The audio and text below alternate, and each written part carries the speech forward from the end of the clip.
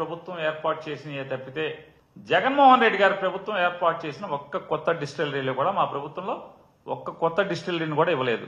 2015-19 మధ్యలో చంద్రబాబు నాయుడు గారు మీరు మంజూరు చేసినటువంటి దగ్గర దగ్గర 16 డిస్టిలరీలు కొత్తవి మీరు మంజూరు చేసినట్టున్నారు.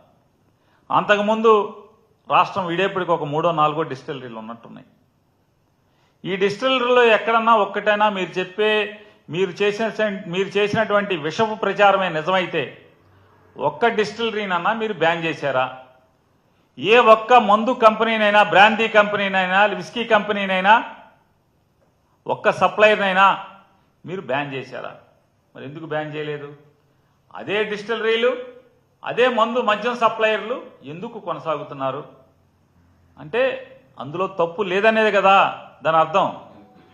వైఎస్ఆర్ కాంగ్రెస్ పార్టీ ప్రభుత్వం జగన్మోహన్ రెడ్డి గారి నాయకత్వంలో మద్యం అమ్మకాల్లో తప్పులు చేయలేదనే కదా. ఆంధ్రప్రదేశ్ రాష్ట్రంలో కూటమి ప్రభుత్వం వచ్చిన తర్వాత ఎన్నో ఏళ్లుగా, ఎన్నో సంవత్సరాలుగా ఈ లిక్కర్ కంపెనీలకు ఉన్నటువంటి డిస్ట్రిబ్యూటర్లు మరీ ప్రత్యేకించి ఇవాళ 9 మాసాలుగా అత్యధిక అమ్మకాలు జరుపుతున్నటువంటి లిక్కర్ బ్రాండ్లన్నిటికీ కూడా డిస్ట్రిబ్యూటర్లు ఎందుకు మారారు? జైపాళ్లు పోయి గిర్లు ఎందుకు వచ్చారు? ఎలా వచ్చారు? ఎందుకు వచ్చారు? ఇక ఆ లోగుట్టు ఎర్రబుక్కు రచయితకి తెలుసన్న సామెతగా ఉంది. కేరళ మద్యం, బెంగళూరు మద్యం ఈ రెండు మాత్రమే ప్రస్తుతం ఈ ఆంధ్ర రాష్ట్రంలో అత్యధికంగా ఎందుకు అమ్ముడవుతున్నాయి? రెడ్ బుక్లోనే ఉంటుంది, ఇంకెందులో ఉండదు. కేరళ మద్యం, బెంగళూరు మద్యం అత్యధికంగా ఎందుకు అమ్ముడవుతున్నాయి? దీని వెనుక ఎవరున్నారు? ఎక్కడికి చేరుతున్నాయి?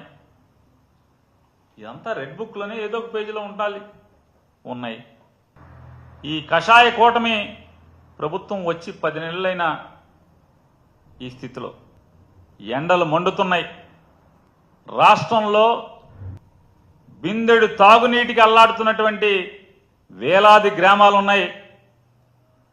కానీ ప్రతి ఊరిలో, ప్రతి పేటలో, ప్రతి సందులో, గొంతులో మద్యానికి మాత్రం కొదవలేని పరిస్థితి వాళ్ళ ఆంధ్రప్రదేశ్ రాష్ట్రంలో ఉంది. మంచి